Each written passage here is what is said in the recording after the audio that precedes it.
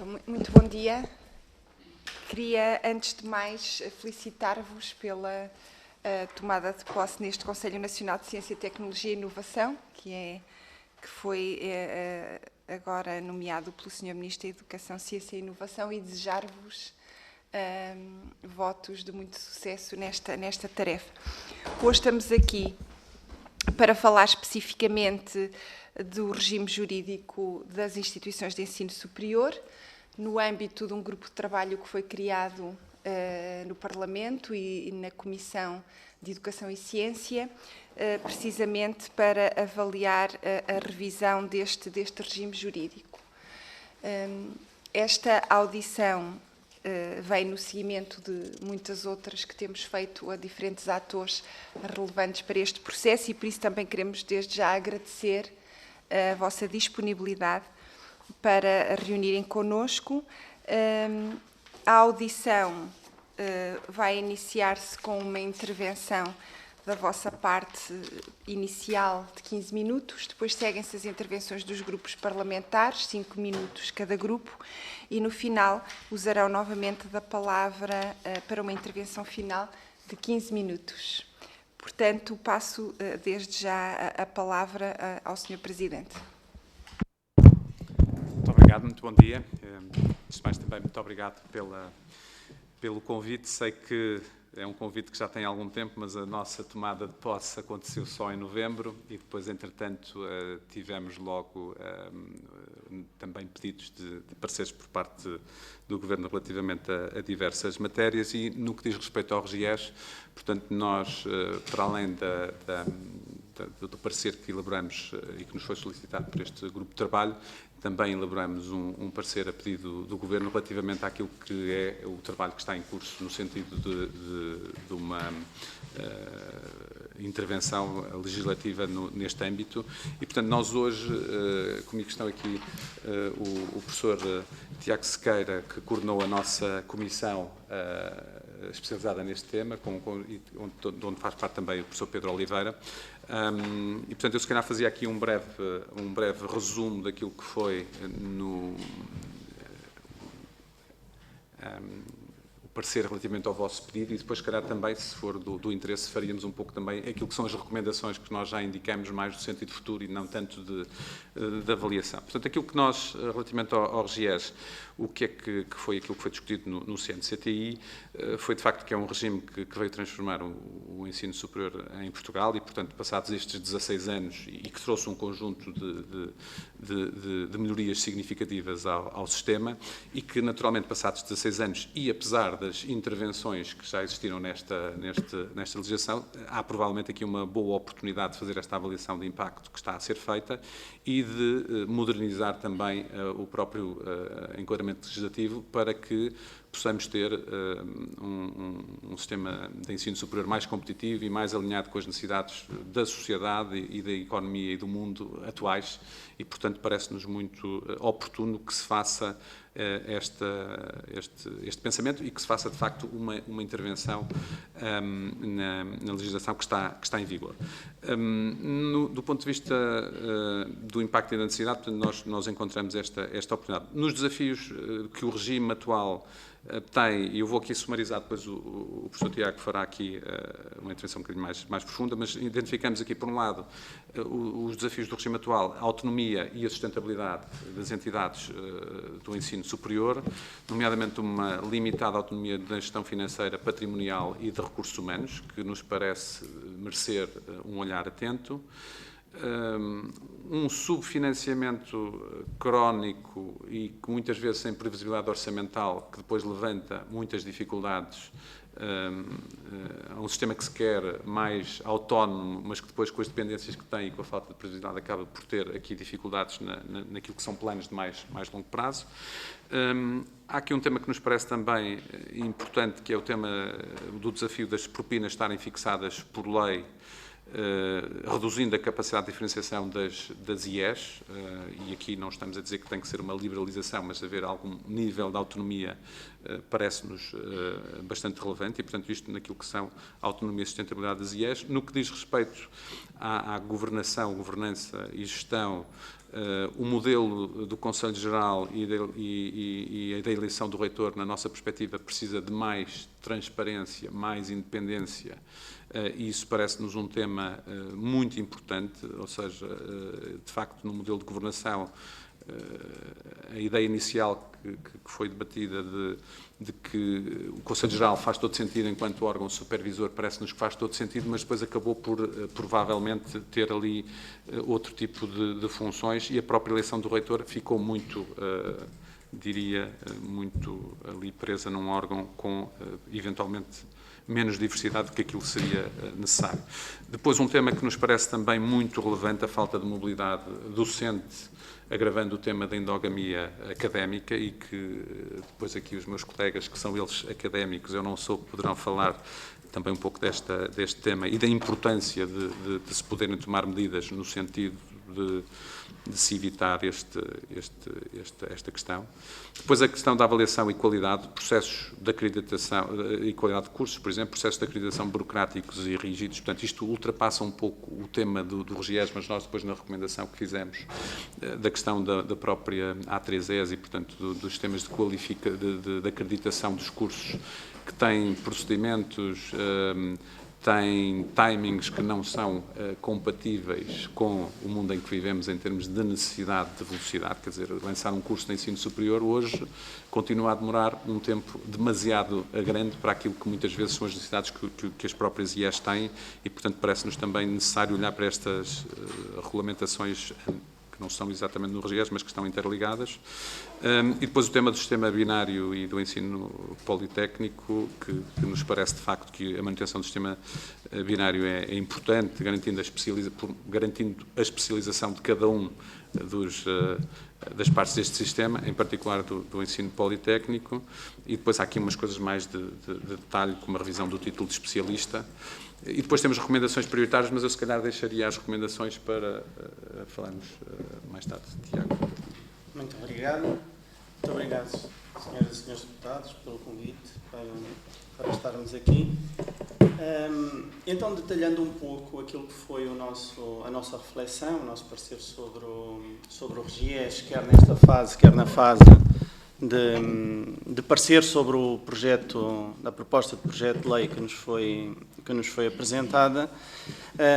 No caso, portanto, o primeiro tema tem a ver com o reforço da autonomia de gestão. É, a nosso ver, muito importante que as IES tenham uma capacidade de autonomia que lhes permita serem mais competitivas, para melhor servir, como disse o nosso Presidente, a sociedade e a economia, porque elas estão também em competição com o sistema internacional. E o facto, enfim, sublinharia o facto de elas deverem estar imunes às alterações legislativas que não são diretamente relacionadas com as IES, nomeadamente alterações governamentais em sede do Orçamento de Estado, como os aumentos salariais, as mudanças na contribuição para a Segurança Social e, portanto, o aumento da previsibilidade no financiamento das instituições de ensino superior parece-nos claramente muito importantes. Outro aspecto que nos pareceu muito relevante tem a ver com a necessidade de garantir que as comunidades académicas podem ter um papel de inovação e intervenção na sociedade mais relevantes. Isso prende-se com a revisão necessária do regime de exclusividade, nomeadamente as exceções que estão previstas, não em termos de RGES, mas em termos dos estatutos das respectivas carreiras docentes, para a exclusividade dos docentes. Eles são praticamente inibidos, ou os incentivos são muito fracos para que os docentes universitários tenham um papel na inovação diretamente relacionados com a sociedade, as empresas e as organizações não governamentais e todos os aspectos das sociedades que envolvam, enfim, transferências financeiras. Portanto, a questão das incompatibilidades é muito importante. A questão do regime fundacional que foi previsto no RGES é também ele muito importante, porque foi desvirtuado e por outras iniciativas legislativas e por outra legislação que afeta as instituições de ensino superior. O meu colega Pedro Oliveira certamente poderá falar um bocadinho mais sobre a questão do regime fundacional, que nos parece extremamente importante e é uma pena não ser aproveitado para que as instituições de facto não têm incentivos hoje a ficarem com o regime fundacional, porque os custos são maiores do que os benefícios em termos de independência ou de autonomia reforçada, no fundo que era esse a iniciativa inicial e o objetivo inicial no RGES. No caso, na melhoria do sistema de governação, gostaria de salientar a eleição do reitor, do reitor ao presidente e a conjugação com o Conselho Geral. É muito importante que o Conselho Geral seja reafirmado como um órgão independente e não ligado à eleição do reitor. Portanto, esta iniciativa de alteração legislativa parece-nos realmente importante para garantir a independência e o papel fiscalizador do Conselho Geral e até o papel de trazer para a Academia mais inovação, porque a participação dos elementos externos à Academia revelou-se muito importante, mas muito condicionada pelo Conselho Geral estar ligado à eleição do reitor ou do presidente. E, portanto, este desligar destes órgãos parece-nos importante para que o Conselho Geral possa maximizar o seu papel de valorização dentro da Academia. Terceiro tema, melhorar a avaliação do sistema das instituições de ensino superior. Portanto, já aqui foi falado da necessidade de agilizar e melhorar os processos de acreditação e reacreditação, nomeadamente em instituições que estão acreditadas em outras agências. Aqui é preciso concretizar que uma flexibilidade para deixar as instituições de ensino superior serem avaliadas por instituições de acreditação que não a nacional é positiva, traz um aspecto importante à flexibilização e à escolha que as instituições podem fazer, mas é também evidente que isto tem que ser alargado às agências internacionais, que para algumas áreas são muito importantes na acreditação. Quando essas agências têm um papel relevante na acreditação, pode ser redundante pedir às instituições de ensino superior para estarem acreditadas em diversas instituições. Deve fazer parte da sua autonomia estratégica, digamos assim, as instituições onde são acreditadas, não deixando de relevar o aspecto de aumento da qualidade, que é preciso continuar a manter a pressão para o aumento da qualidade de todo o sistema. Portanto, o aumento, a melhoria dos requisitos para oferecer cursos, para ter ofertas formativas no ensino superior, é um aspecto importante para melhorar a qualidade, continuando a melhoria que já houve desde a implementação do RGES. Por fim, a manutenção do sistema binário. Foi muito consensual no Conselho que o sistema binário devia ser preservado. A diversidade que ele traz é importante para a economia e a sociedade portuguesas.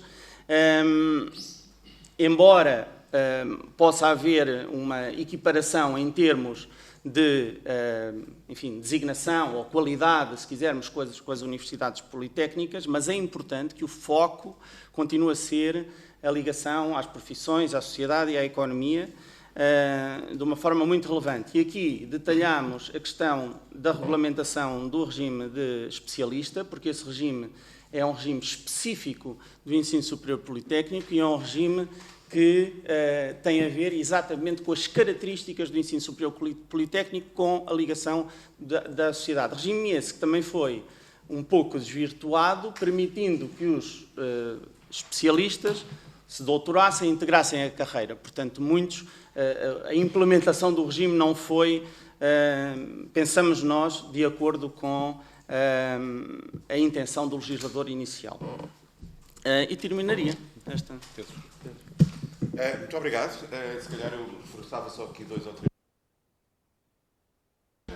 Peço só que ligue o microfone por causa que está a ser transmitido e assim não ouvem depois. Então vou começar. Muito obrigado pelo convite para estar aqui.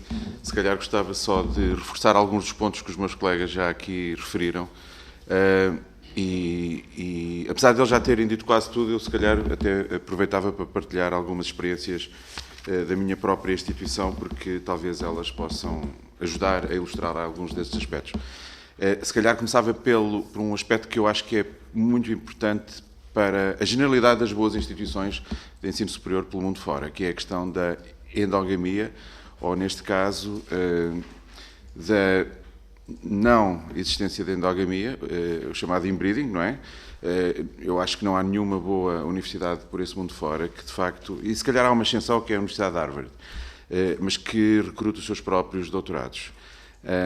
Isto foi também uma decisão muito importante que, no meu caso, ou no caso da minha instituição, que é a nova SBE, foi tomada em 1985, e quando nós pensamos no que permitiu, o que eu acho que posso dizer, um caminho de bastante sucesso da escola nas últimas décadas, eu acho que a questão da endogamia é muito importante, porque ao não recrutarmos os nossos próprios doutorados, nós somos, no fundo, obrigados a trazer ideias frescas, ideias novas de fora, e, ao mesmo tempo, acabamos por criar, vou-lhe chamar, um mercado para os doutorados. Ou seja, o que é que isto significa? Significa que, se as universidades portuguesas, como acontece na maioria dos casos, não estivessem a recrutar os seus próprios doutorados, nós sabemos que, infelizmente, na minha perspectiva, em Portugal há, de facto, um excesso de endogamia, quer dizer, há muitas instituições em Portugal que têm 100% de endogamia, todos os seus professores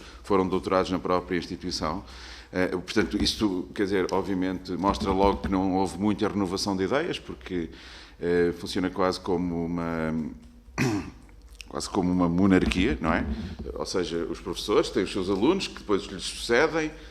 Sabemos que, em alguns casos, em algumas áreas mais específicas, até tendem a ser da mesma família, portanto, de facto, acho que a comparação com a monarquia não é completamente desajustada. Mas se conseguíssemos acabar com isto, como na realidade já aconteceu na maior parte dos países que têm sistemas universitários bastante desenvolvidos, criávamos um mercado, porque o doutorado da Universidade X tem que ir para o mercado e as outras universidades todas são potencialmente as contratantes, não é? As que vão recrutar. E, de facto, este mercado, podemos pensar nele ao nível nacional, mas podemos pensar nele ao nível europeu. Na realidade, em algumas áreas, esse mercado existe. Os nossos alunos de doutoramento estão hoje aqui, doutorados em Portugal, estão hoje a conseguir empregos nas melhores escolas europeias, nas melhores escolas mundiais. Ainda ontem tinha notícia de um colega, de um aluno nosso de doutoramento, que vai para uma escola de topo nos Estados Unidos. Portanto, ou seja, isto para dizer que, de facto, a questão da endogamia é muito importante e o que eu vi no RGES, que agora está limitado a 3 anos, na realidade eu até acho que se devia ir mais longe, para ser franco, mas acho que é um muito bom princípio que pode, de facto, ajudar-nos a catapultar o sistema universitário português. Portanto, eu estou a forçar aqui o ponto da endogamia porque quando nós pensamos... Eu cheguei a Portugal há 2 anos. Eu acho que eu próprio sou um exemplo de que eu vim para uma escola onde nunca tinha sido professor e nunca tinha sido aluno e agora sou diretor, precisamente porque a escola é muito aberta a ideias de fora e, portanto, criou-se esse mercado. E eu vim de fora, e quando nós pensamos porque é que a nossa escola tem conseguido algumas coisas que outras escolas públicas que tinham uma base de partida tão parecida não conseguiram, um dos pontos muito importantes é de facto a questão da endogamia. Depois, gostava também talvez de reforçar aqui outro ponto que o Tiago acabou de referir, que é a questão das reacreditações, ou das acreditações e depois das reacreditações, porque o que acontece é que, tipicamente, seja para as internacionais, desculpem dar outra vez o exemplo da minha universidade, mas nós temos 3 acreditações internacionais, o que significa que de 4 em 4, 5 em 5 ou 6 em 6, dependendo da agência, nós temos que ter uma reacreditação. Para vos dar um exemplo, este ano temos 2 reacreditações internacionais e tivemos uma no fim do ano anterior. Estas são as internacionais. Dava a ideia que quando as agências nacionais fazem as suas acreditações nacionais, deviam ter em consideração também a existência destas internacionais. E o que acontece é que, na realidade, não têm. E, portanto, Enfim, a nossa unidade orgânica este ano tem 16 reacreditações nacionais e 2 internacionais, o que é uma repetição bastante, eu vou dizer, inútil, não é? Felizmente, nós quando vamos ao estrangeiro não precisamos tirar a carta de condução para provar que conseguimos conduzir nesse país. É quase aquilo que acontece. Nós, apesar de termos reacreditações internacionais que são muito rigorosas, tipicamente envolvem vir cá uma equipa durante 3 dias e, enfim, quando depois a Agência Nacional olha para as reacreditações, basicamente parte do princípio que elas não existem e começa tudo de zero. Portanto, se calhar eu reforçava esses 2 pontos, sendo que os meus colegas já falaram de quase todos. Eu acho que outro aspecto muito importante é a questão das propinas, mas se calhar ela vai surgir na discussão e, portanto, para já eu não avançaria mais. Muito obrigado. Muito obrigada. Terá agora a palavra a senhora deputada Rosário Gamboa, do Grupo Parlamentar do Partido Socialista. Muito obrigada, senhora Coordenadora. Bom dia. Queria cumprimentar o Conselho Nacional de Ciência, Tecnologia e Inovação, o Sr. Presidente, o Engenheiro Carlos Oliveira, os Srs. Professores Tiago Sequeira e o Sr. Professor Pedro Oliveira. Nós estamos a fazer esta audição numa altura em que ontem o Partido Socialista entregou a sua proposta de lei aqui na Assembleia da República. Por isso é natural que eu vos comece por pedir que depois, quando tiverem a oportunidade de ler, que será bastante importante, apresentarem-nos os vossos contributos, as vossas recomendações, no sentido de elas poderem depois ser apreciadas por nós de outra maneira, porque ainda teremos um caminho a percorrer. E, acima de tudo, o que nós entendemos que é bastante importante é que exista alguma pluralidade na apresentação legislativa que permita uma maior abertura do diálogo. E nesse sentido, eu vou destacar aqui, fazendo algumas ligações com aquilo que acabaram de apresentar, daquilo que são fundamentalmente as nossas propostas, uma vez que as vossas também foram situadas, e bem, já em relação à proposta que o Sr. Ministro, julgo que talvez a segunda e não a primeira, que o Sr. Ministro apresentou. Por isso, relativamente às questões gerais do ensino superior, a nossa maior preocupação foi o entendimento atual do que deve ser o sistema de ensino português. E esse entendimento atual passa fundamentalmente por uma visão daquilo que tem acontecido em termos internacionais, com a evolução dos sistemas de ensino superior, e aquilo que aconteceu particularmente no contexto português. E nessa medida nós sinalizamos logo à partida, como uma questão importante, aquilo que é a identidade deste sistema, enquanto sistema binário, mas também entendemos que este binário evoluiu para um modelo que tem que ser forçosamente mais flexível, devido fundamentalmente a uma coisa que aí talvez tenhamos em desacordo, a uma coisa que referiram, que não tanto por a falta de relação do ensino politécnico com perfis mais profissionalizantes, mas porque esses perfis profissionalizantes estão nas universidades.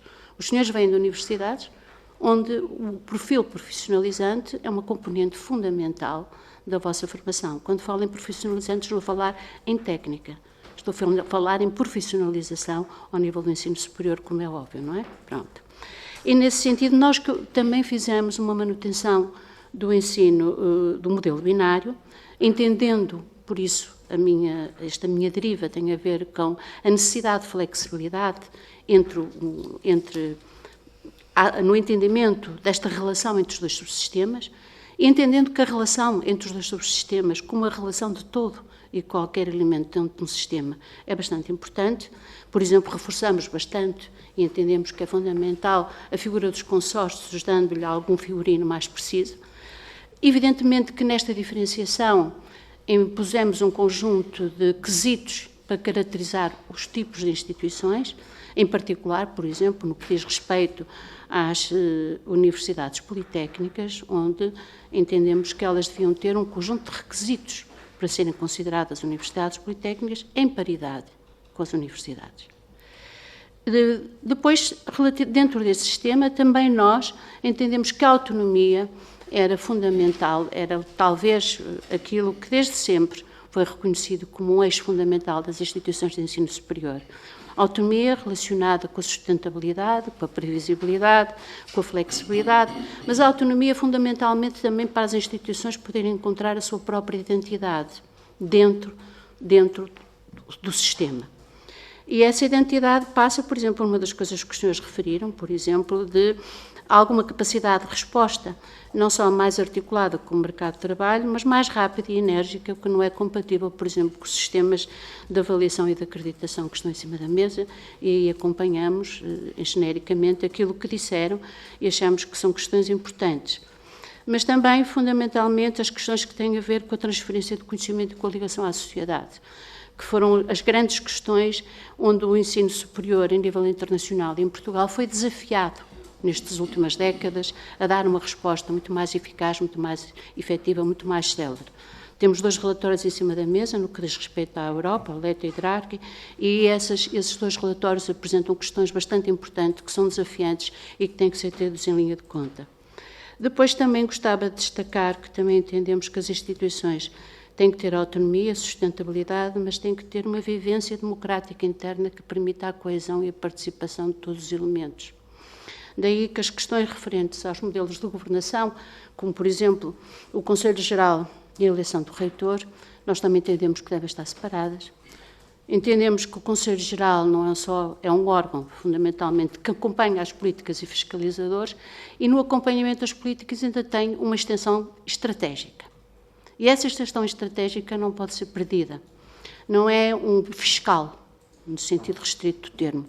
Há escrutínio, mas há um escrutínio que tem a ver com o acompanhamento daquilo que é o plano estratégico que esteve na base da eleição do reitor ao presidente, e esse plano estratégico e a sua otimização. E os planos estratégicos não são estanques, não são parados, são processos. E, como tal, também o Conselho Estratégico, até em particular pela sua composição com elementos externos, como acabaram de referir, e a própria Academia, que tem que lá estar representada, deve ter aqui um dinamismo maior, e entendemos que é essa a função do Conselho Geral e não aquilo que muitas vezes aconteceu com particularidades que são as crescências daquilo que devia ser as funções do Conselho Geral. Mas também entendemos que temos que dar uma margem de autonomia às instituições de ensino superior para que, em sede estatutária, possam regular algumas coisas que não têm que ser reguladas num modelo figurino único, não é? E essa autonomia faz parte da autonomia, dá-lhes uma margem de ação ao nível daquilo, de algumas questões que têm a ver com os seus estatutos. Eu penso que atingi o meu tempo, que é sempre muito curto. Queria, antes de terminar, desejar-vos as maiores felicidades neste novo mandato, porque trata-se de um Conselho Nacional com funções bastante importantes e nós todos esperamos ter um bom contributo e podermos colaborar. Muito obrigada. Muito obrigada, Sra. Deputada. Pelo Grupo Parlamentar do PSD, a Sra. Deputada Ana Gabriela Cabilhas, por favor. Muito obrigada, Sra. Presidente. Cumprimento as senhoras e os senhores deputados. Cumprimento o engenheiro Carlos Oliveira, os professores Tiago Cerqueira e Pedro Oliveira, e quero também começar por felicitá-los, uma vez que tomaram posse recentemente, e dizer também que contamos muito com o Conselho Nacional de Ciência, Tecnologia e Inovação, com a experiência dos diferentes peritos que integram este Conselho. Como aqui já foi referido, nós nesta fase já conhecemos a proposta de revisão do RGES do Governo, que foi aprovada em Conselho de Ministros, e também conhecemos o parecer que nos foi enviado por parte do Conselho e cujos contributos desde já agradecemos, e gostava também aqui de assinalar a concordância em muitas das propostas de alteração que foram apresentadas pelo Governo e as recomendações que este Conselho apresenta. Ainda assim, de um modo geral, eu gostava de lhes questionar que avaliação fazem à nova proposta que foi apresentada pelo Governo e às prioridades identificadas. No particular, ficou aqui também bem patente o significado que atribuem ao combate à endogamia académica, à independência do Conselho Geral, que também nós acompanhamos, e gostava também de lhes questionar sobre a abertura da própria Academia à sociedade, através da importância da presença dos membros externos, mas também agora com a participação dos antigos estudantes estudantes. Depois, que fotografia tiram hoje ao sistema de ensino superior, ao sistema científico e tecnológico, e a fotografia que esperam vir a tirar no término das vossas funções, e aqui até atendendo aos 4 desafios que identificaram, ao reforço da autonomia, que este grupo parlamentar é acérrimo defensor, depois o isolar as instituições de alterações legislativas às quais muitas vezes são alheias, e dizer-lhes aqui também que esta nova abordagem está já introduzida quer no Orçamento de Estado para 2025, quer também na nova proposta do RGES apresentada pelo Governo. O terceiro, a melhoria da avaliação da qualidade, que já irei mais à frente, e depois a manutenção do sistema binário, e aqui a proposta do Governo mantém, mas permite a evolução e a flexibilização deste mesmo sistema.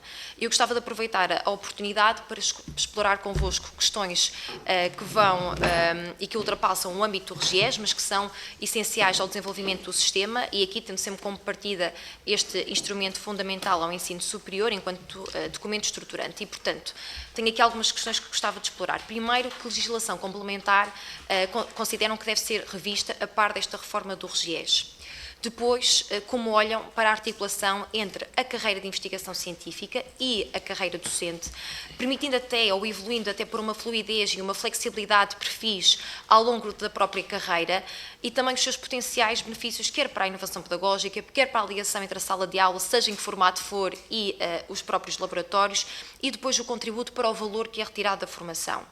Depois, sobre a tão desejada economia do conhecimento, e embora Portugal tenha tido um crescimento exponencial nos últimos anos do número de doutorados, nós sabemos que há uma pequeníssima percentagem que está integrada no tecido empresarial, e a qualidade do ensino superior português não pode estar circunscrita aos anos do curso, tem que ser transferida para a nossa economia, e os dados colocam-nos como um dos países inovadores moderados, portanto, aquém das nossas expectativas, e por isso que instrumentos são precisos para fazer a ponte entre quem precisa do conhecimento e quem o produz. Depois, porque referem nas vossas recomendações à avaliação do sistema, há uma questão que não é nova e que a própria agência nos apresentou com o relatório anual de 2024, que mostra que na avaliação dos novos ciclos de estudo ultrapassou-se as 400 de processos. Ora, sobre isto eu gostava de perguntar que significado é que atribuem aos cursos que não têm um único candidato nem uma única inscrição. Dos cursos que existem em Portugal, nós sabemos que uma grande parte são mestrados e, no fundo, qual é que é a avaliação que fazem entre a ligação dos orientadores, dos orientandos e até mesmo a ligação com a própria instituição que ortoga o grau, e depois este impacto desta ligação na sua adequação ao mercado de trabalho. Sobre o número de novos cursos, leva-me à questão da demografia portuguesa e à necessidade das instituições terem de abrir as suas portas a novos públicos, nomeadamente alunos oriundos da via profissionalizante no ensino secundário, os adultos que procuram adquirir conhecimentos mais técnicos e mais direcionados também para o mercado de trabalho, até aos estudantes internacionais, e, portanto, se sentem que estamos num bom caminho ao nível daquilo que é a realidade nas nossas instituições. E, por fim, não menos importante, sobre o relatório Leita da Comissão Europeia, que defende a criação de uma quinta liberdade, a criação de um grande espaço europeu de educação, ciência e inovação para uma Europa mais coesa e mais competitiva. Estão a decorrer no nosso país e na Europa as iniciativas das universidades europeias. Este Governo também renovou recentemente as parcerias com as universidades americanas que no passado estiveram em risco. Também foi dado um passo inicial para uma União Ibérica, onde estudantes portugueses e espanhóis das escolas nas zonas fronteiras vão poder concorrer livremente às instituições de ambos os países, e por isso, para que Portugal possa estar na linha da frente do desenvolvimento sustentável, das economias mais avançadas da União Europeia, e para que possa participar ativamente neste espaço comum, que recomendações apontam para a internacionalização do nosso ensino superior, da nossa ciência, e depois a articulação das agendas europeias com as agendas nacionais e regionais. Uma vez mais, agradeço a vossa presença e contamos muito convosco para que possamos ousar pensar o futuro e acelerar a competitividade e também a qualidade do nosso sistema. Muito obrigada. Obrigada, Sra. Deputada. Pelo Grupo Parlamentar do Chega, ao Sr. Deputado Gabriel Mitar Ribeiro. Por favor. Obrigado, Sra. Deputada Coordenadora.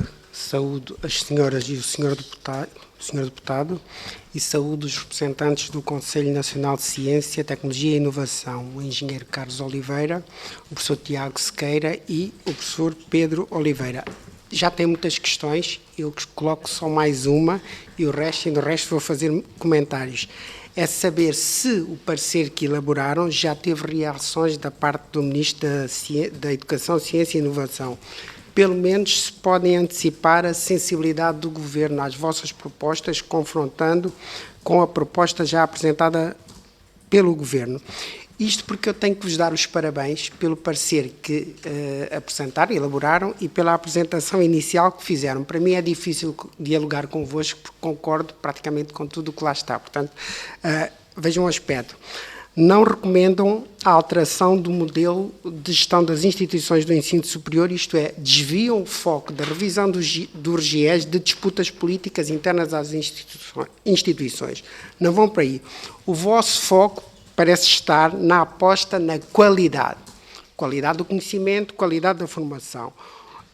A vossa recomendação é articulada com a abertura e aproximação das instituições do ensino superior à sociedade e à economia. E um outro ponto é nessa perspectiva que vocês propõem que se deva reforçar a autonomia das instituições. Portanto, resumindo, o que propõem é menos política e mais ciência, mais conhecimento, mais economia, mais sociedade. E é por isso que o vosso parecer vê como favorável no atual RGES a eleição do reitor ao presidente pelo Conselho Geral, como aqui referiram, a regulação dos processos de fusão, integração, cisão e extinção, a natureza fundacional das instituições. Claro que tudo isso pode ser melhorado, mas fazem propostas não de mexidas estruturais, mas de ajustes pontuais. E depois, o vosso parecer refere dificuldades ou desafios. Portanto, e aqui foi referida a falta de autonomia entre o reitor, o presidente e o Conselho Geral, o condicionamento, e eu destaco isso da vossa proposta, o condicionamento negativo das opções estratégicas pelo peso dos elementos internos à academia, as dificuldades na questão financeira que também referiram e as incongruências entre a diversidade legislativa e a jurisprudência e o regime fundacional. Eu vou fazer, nesta última parte, comentários aos quatro grandes desafios que destacam. O primeiro, o da autonomia, que tem de ser reforçada, aí não acrescento muito mais. O segundo grande desafio o que faz é o sistema público tem de ser blindado a alterações legislativas avulsas ou extensas ao sistema. Aqui, o que eu vou acrescentar é que não é razoável supor a revisão de um documento estratégico como o RGES ao fim de 5 anos. Isso falhou no período anterior. É que o tempo da academia não é o tempo da política. E o atual RGES subjugou o tempo da ciência, do conhecimento, ao tempo dos partidos políticos e das eleições. E, portanto, para haver uma autonomia sustentável, esta lógica tem de mudar. O terceiro grande desafio a que se referem, que é melhorar a qualidade da avaliação, aqui o comentário a fazer é este. É preciso abandonar o atual ciclo de imposição da centralidade do critério da quantidade ou do sucesso estatístico na avaliação das instituições, porque isso é uma intromissão abusiva da tutela política na autonomia das instituições do ensino superior.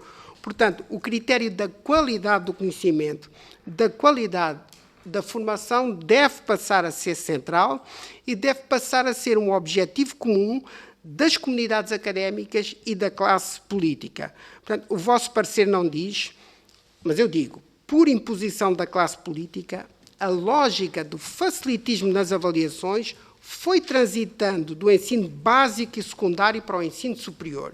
E este problema tem de ser refletido, independentemente do tipo de RGES que tenhamos. O quarto grande desafio que se refere é a questão do sistema binário, que propõe a manutenção. Nós não colocamos isso em causa, concordamos. Mas aqui o que importa verdadeiramente é terem atenção a 2 aspectos que referem. Primeiro, assegurar que é mesmo para levar a sério o critério da inserção de cada instituição na vida económica das empresas ou na vida social de comunidades e regiões. Esse é um aspecto. Segundo aspecto, e nós temos insistido nisto, sempre que o ensino superior está em crise, é porque existe uma crise de conhecimento. É essa crise de conhecimento que depois arrasta a crise da falta de sustentabilidade financeira e de mais problemas de cada instituição, incluindo as disfuncionalidades ou funcionalidades do sistema binário. Claro que é bem mais cómodo ao corpo académico jogar as culpas dessa crise para fora de si mesmo, para fora das academias. Só que até hoje isso não resolveu problema nenhum. O que está a fazer é adiar o debate epistemológico sobre a crise da ciência e a crise do conhecimento, que essa crise é causada pelo próprio corpo académico. Portanto, como dizem os psicanalistas, o inferno somos nós, o inferno mora em cada academia. Portanto, são pistas de reflexão e com aquela pergunta inicial. Muito obrigado. Muito obrigada, Sr. Deputado. Finalmente, no âmbito das intervenções dos grupos parlamentares, usará da palavra a Sra. Deputada Patrícia Gil Vaz, pelo Grupo Parlamentar da Iniciativa Liberal. Obrigada, Sra. Presidente. Cumprimentar todas as senhoras e senhores deputados, cumprimentar também os senhores representantes do Conselho Nacional da Ciência, Tecnologia e Inovação, agradecer pelos contributos que já deram na vossa intervenção inicial, que foi bastante expressiva e completa. E das várias audições que nós fomos fazendo, alguns pontos, obviamente, têm sido comuns na vossa perspectiva e na vossa visão sobre esta revisão ao RGES, outras nem tanto, mas não há dúvidas de que o Conselho subscreve a necessidade de uma revisão do RGES que responda aos desafios emergentes da sociedade e do conhecimento, reforçando por isso a posição das IES portuguesas no panorama internacional, de forma a conseguirmos garantir um sistema que seja sustentável, inovador, mas também competitivo para o ensino superior em Portugal. No primeiro momento temos de o fazer, obviamente considerando uma maior autonomia das instituições de ensino superior na gestão académica, administrativa, mas também financeira, bem como através de um reforço da flexibilidade na criação de programas inovadores de ensino e investigação e a redefinição do estatuto das IES públicas e privadas, de forma a conseguirmos definir modelos de governo que sejam mais eficientes e alinhados com as boas práticas internacionais. Vocês já falaram na vossa intervenção inicial sobre a importância da autonomia e flexibilidade institucional, mas também relativamente ao sistema binário, era uma das perguntas que eu tinha para vos colocar, se acharem por bem aprofundarem um bocadinho mais estes temas na vossa intervenção final e, mais especificamente, vocês já falaram do sistema binário, da sua importância e nós estamos totalmente de acordo, mas foi-se falando aqui ao longo destas audições de um sistema binário flexível e queria perceber qual era a vossa visão relativamente a isso e se há caminho, fazendo a advogada do diabo, para irmos para um sistema uno.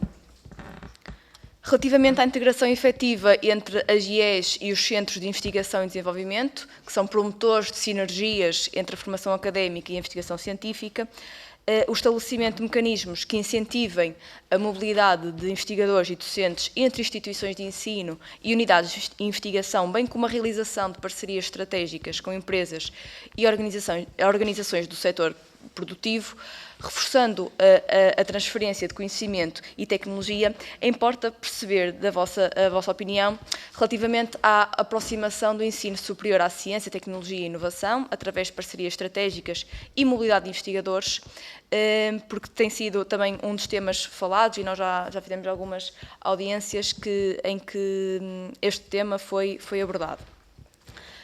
Também relativamente ao tempo que os investigadores devem, segundo o diploma, dedicar à docência, acompanhamento de projetos e tese e o que realmente acontece, queria perceber qual é a vossa opinião relativamente a isto. Quanto à modernização e digitalização no ensino superior, saber qual é a vossa posição quanto a modelos de aprendizagem híbridos, e bem como à implementação de soluções tecnológicas que favoreçam o acesso inclusivo ao ensino superior, por exemplo, ao nível das necessidades de educação diferenciada e ensino inclusivo. Também relativamente à sustentabilidade financeira e responsabilidade social, queria perceber quais são os modelos de financiamento das IES que defendem, bem como de sustentabilidade financeira. Estamos a falar aqui também, obviamente, do regime fundacional. Quanto à possibilidade de instrumentos de financiamento inovadores, como parcerias público-privadas e mecanismos de incentivo fiscais para investimento na educação superior, qual é a vossa visão? E, por último, relativamente à endogamia, eu percebi que são favoráveis à proposta que o Governo mandou para aqui, para a Assembleia da República. Disseram até que iriam um bocadinho mais longe, no sentido precisamente de se renovarem ideias e trazerem ideias frescas para o sistema, o que sem dúvida é importante, e nós acompanhamos essa preocupação. Mas colocando aqui também um contraponto, perceber se não haveria um risco de se perder uma linha de pensamento que é tão própria de algumas das universidades mais tradicionais do nosso país, ou então não haveria o risco de aqueles que se doutoram numa determinada instituição, saindo obrigatoriamente desta instituição, saírem do sistema de ensino e nunca mais voltarem, perdendo-se aí uma valorização do aporte de conhecimento que essas pessoas teriam, e queria perceber qual é a vossa visão relativamente a isto, mas obviamente que esta também é uma das preocupações da Iniciativa Liberal. Obrigada. Muito obrigada, Sra. Deputada. Tenho agora 15 minutos para uma intervenção final, tentar responder são muitas questões, mas apelo ao vosso sentido de inovação também aqui na forma como vão responder. Muito obrigada.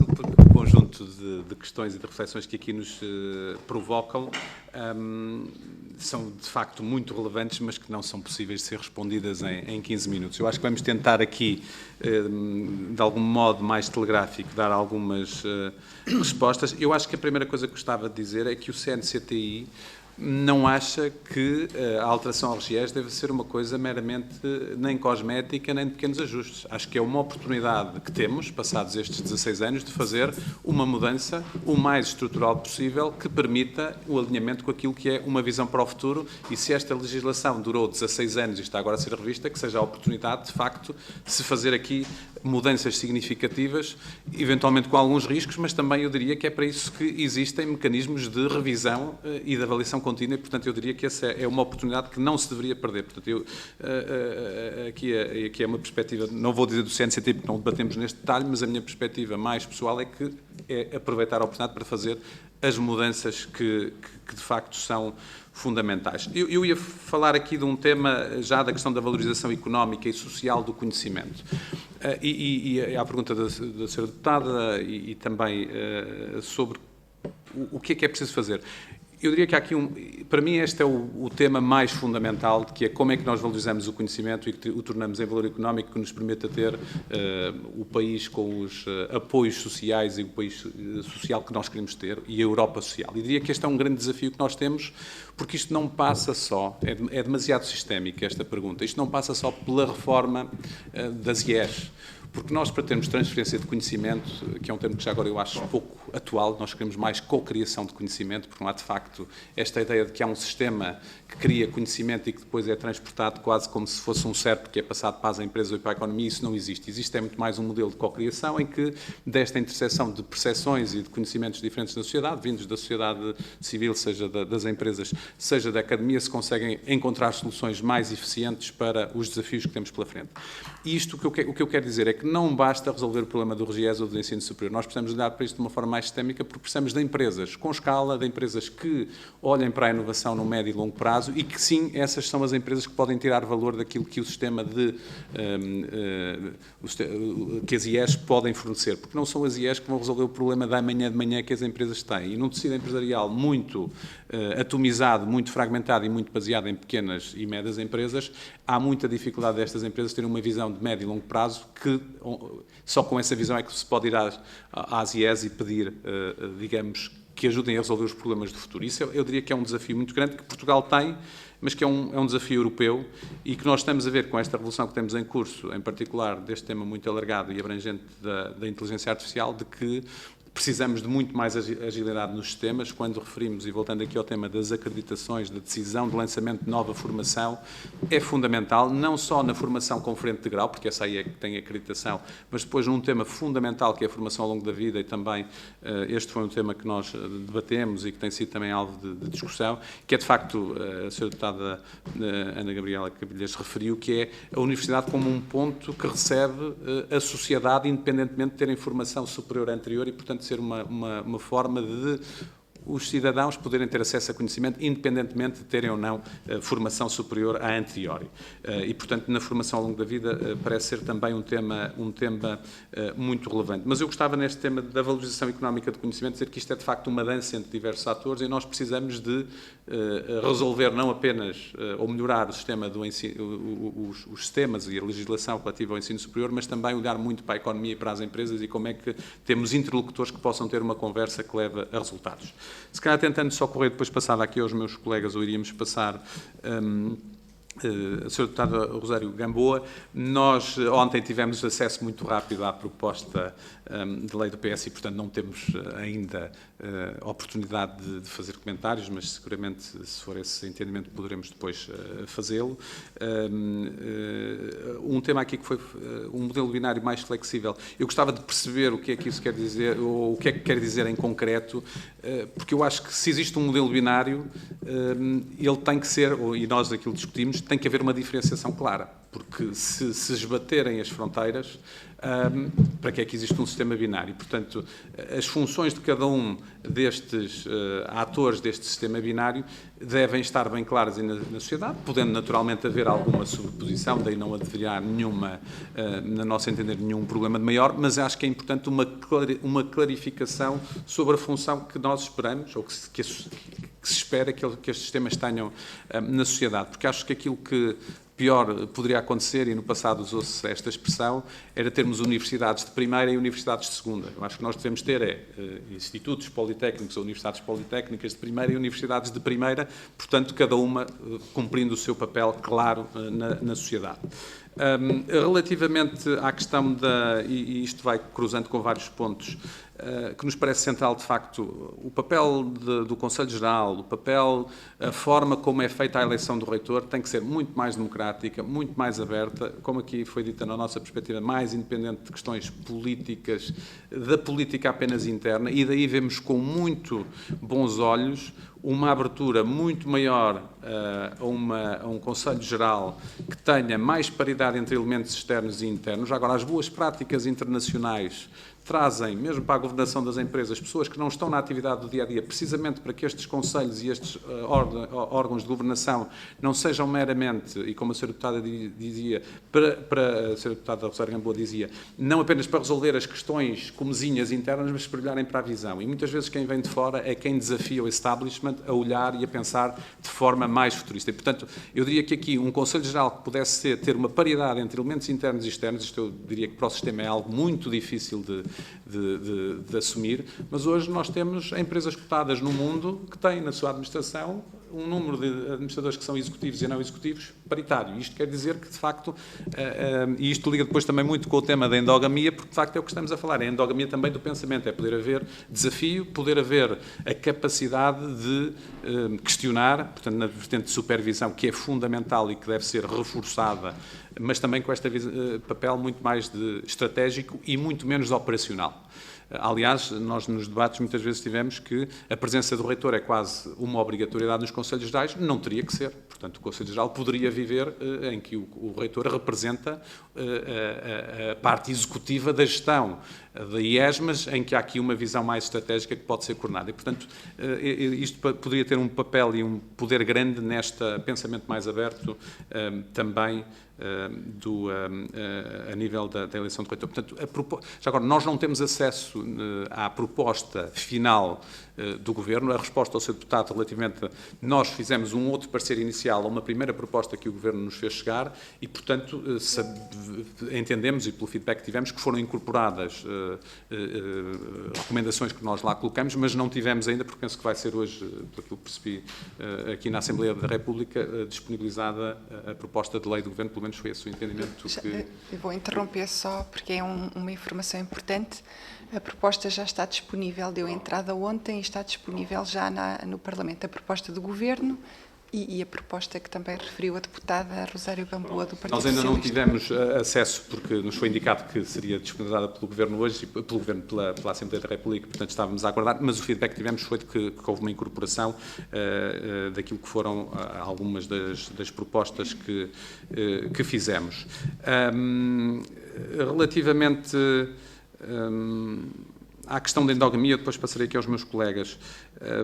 A senhora deputada, ele pergunta se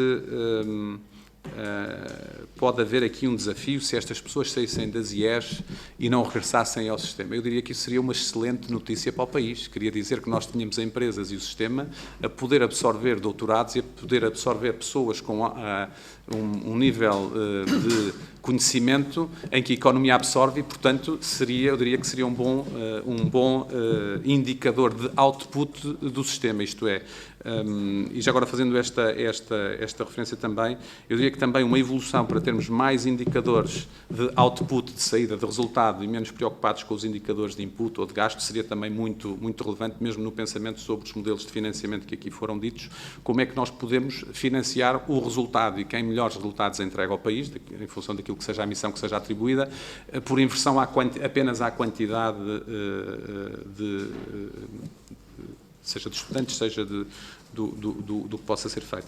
Eu diria, a senhora deputada Ana Gabriela Cavilhas fez aqui um conjunto de questões bastante profundas. Eu passei por algumas, mas se calhar diria que, só para finalizar e passar aqui aos meus colegas, que é fundamental, na minha perspectiva, um país com a dimensão de Portugal e inserido num bloco económico e social que é a União Europeia, que de facto tenhamos um enorme alinhamento por uma questão de massa crítica com estas agendas europeias e também a nível das parcerias internacionais, nomeadamente com as universidades americanas, se possa também ir a outros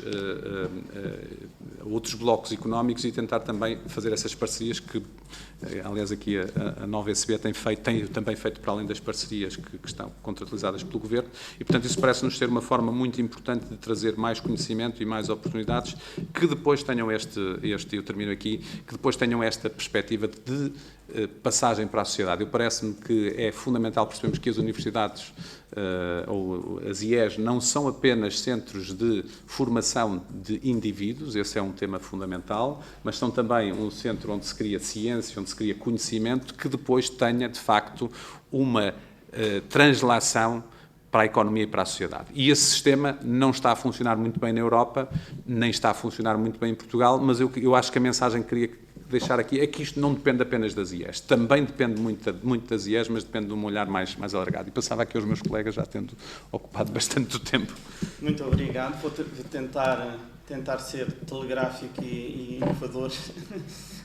Enfim, dizendo alguma coisa, há muita coisa que já foi dita pelo Sr. Presidente e muitos dos aspectos que o senhor e as senhoras deputadas referiram, enfim, tinha vontade de referir. Começando pela endogamia, eu diria, não há risco maior do que a manter.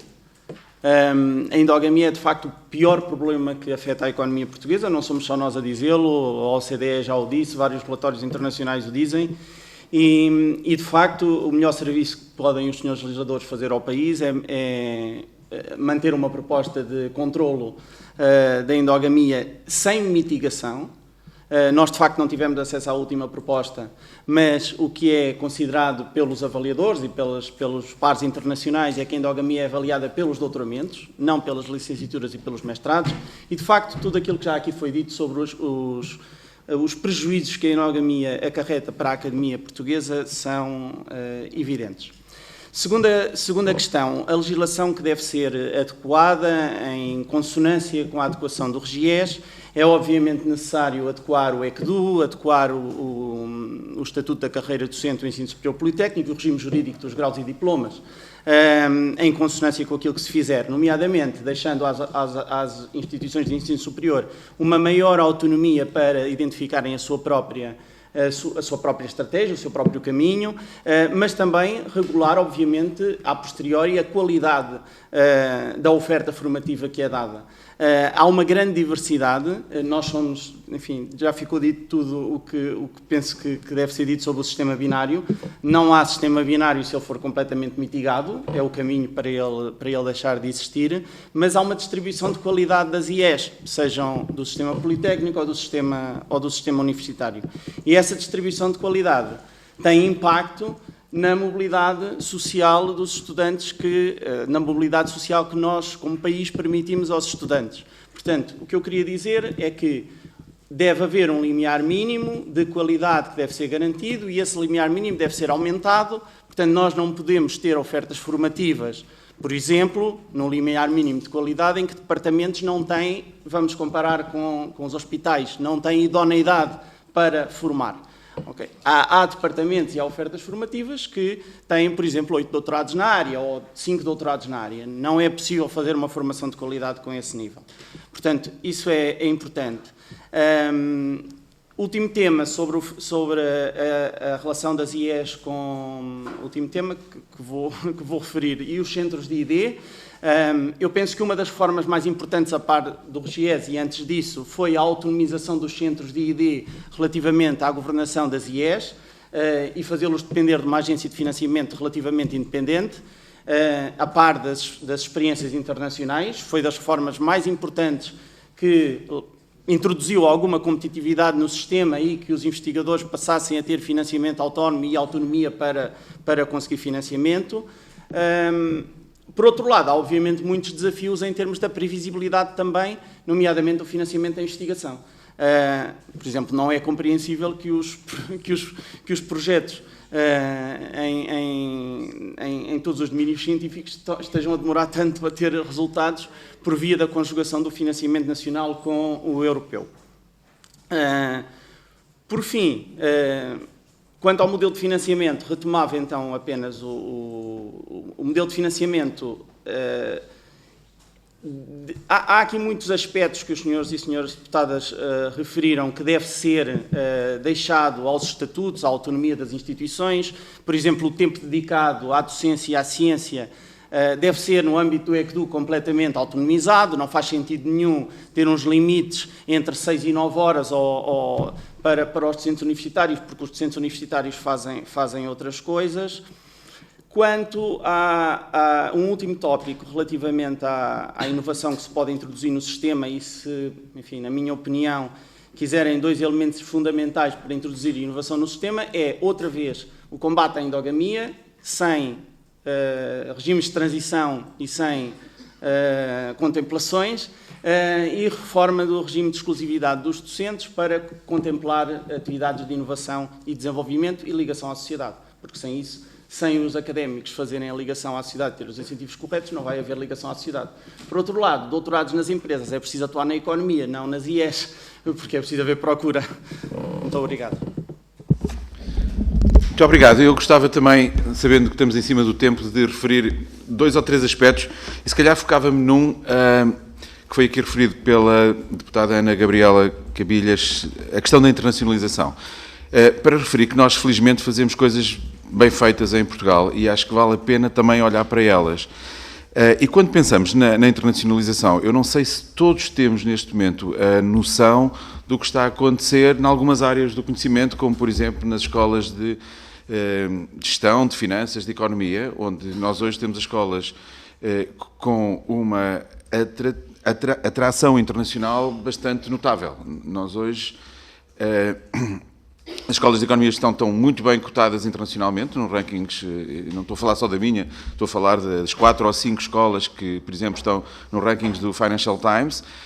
Todos os anos atraem para Portugal milhares de alunos e, basicamente, não apenas atraem milhares, como deixam pelo caminho, porque não temos vagas para eles, muitos mais milhares. Eu posso falar dos milhares da minha escola. Este ano nós rejeitámos 3.600 candidatos internacionais a programas de mestrado só. Portanto, isto para dizer o quê?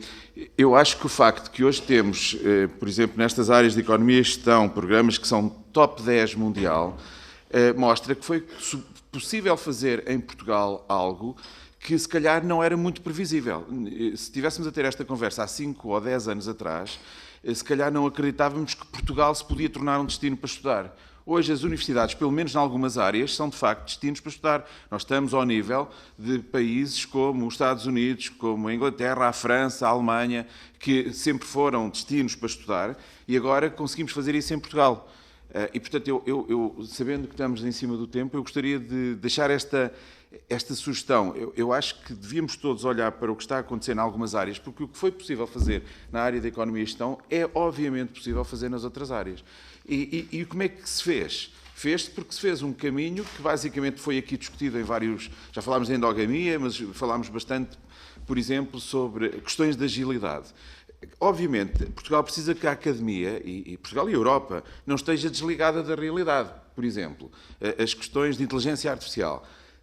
É muito interessante tentar introduzir isso nos currículos, mas se eu hoje tentar fazer uma licenciatura sobre este tema, na melhor das hipóteses, demoro 3 anos a lançar essa licenciatura por causa de todo o processo que preciso de aprovações. E, portanto, de facto, há algumas questões e legislação complementar, como foi aqui referida, que valia a pena olhar para ela. O Estatuto da Carreira Docente, de certa maneira, dar às universidades mais flexibilidade para que possamos reagir de forma mais célere. Eu também acho que não temos que ir atrás de todas as tendências do mercado e de tudo aquilo que está a acontecer. Mas, na realidade, precisamos de alguns mecanismos para conseguirmos reagir de forma mais célere aos desafios da sociedade. E, portanto, acho que valia a pena, sei que não vamos ter tempo aqui, mas, por exemplo, olhar muito para o que já está a acontecer, em alguns casos que eu acho que são espetaculares, de internacionalização das universidades portuguesas. Obviamente, isto tem que ser feito garantindo que os portugueses continuam a ser uma prioridade destas universidades. Eu acho que estão a ser, continuam a ser, mas vale a pena pensar nisso porque eu acho que é mesmo notável o que tem acontecido. Eu acho que, se calhar, podemos concordar que Portugal, internacionalmente, nos últimos 10 anos, tem sido muito conhecido pelo futebol. Eu gostava de referir que hoje as universidades portuguesas nas áreas de economia e gestão têm um desempenho bastante melhor do que tem o futebol e trazem para Portugal, quer dizer, não nos dão o mesmo nível de popularidade, mas dão-nos um prestígio, que se calhar o futebol é discutível se dá ou não, dão-nos um prestígio que eu acho que não podemos ignorar.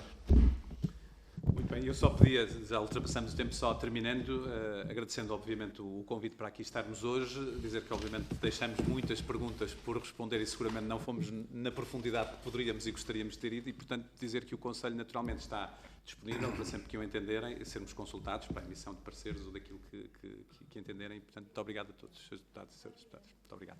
Obrigada, Sr. Presidente.